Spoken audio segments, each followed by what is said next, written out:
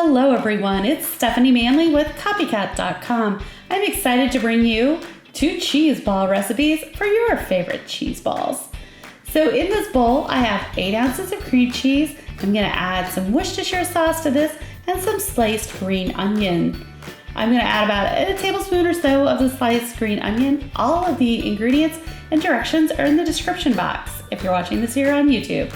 Now I bought a 4-ounce jar of dried beef and I chopped it up very finely, and I'm gonna add about 1/3 of this to this mixture.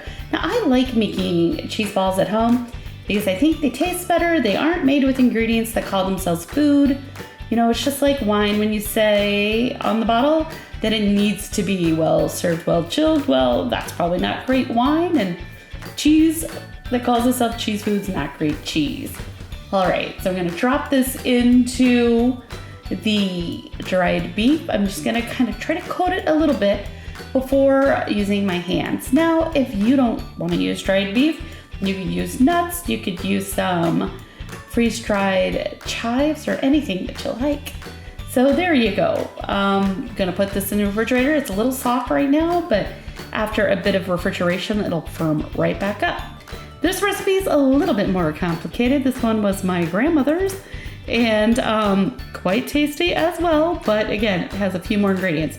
We're gonna start out with 8 ounces of cream cheese. And to this, we're gonna add in a 1/4 cup of sour cream. This makes it nice and creamy. We're also gonna add in a 1/4 cup of mayonnaise. This adds a nice bit of flavor as well. And then we're going to add in 4 tablespoons of butter. I did say this was my grandmother's recipe. It's gonna help this set up really nicely and give it a really nice mouthfeel. Gonna add about a tablespoon of chopped green onions. Now she liked to use dehydrated onions, but I'm gonna go with green onions. 1 cup of sharp cheddar cheese. Now there's one secret ingredient in here, and I promise you, no one will guess this one. You know what that ingredient is? Steak sauce. I'm gonna add in a couple of tablespoons of Heinz 57. You can use A1 if you like.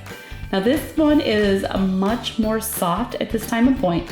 So what you're gonna do is you're gonna just simply put it on a plate and shape it up the best that you can. Don't worry about it. I promise it's gonna firm up and it's gonna be great. So you can coat it with anything that you like. Now, I'm gonna use walnuts. You could use almonds. You could use, chopped up potato chips, whatever you like. Now it looks a little messy right now, but I promise you can clean up the plate and it looks great. So I hope you give one of these 2 recipes a try. They make great appetizers for game night or any night. So there you go, 2 cheese balls for your favorite cheese balls. Be sure to subscribe. Thanks for watching.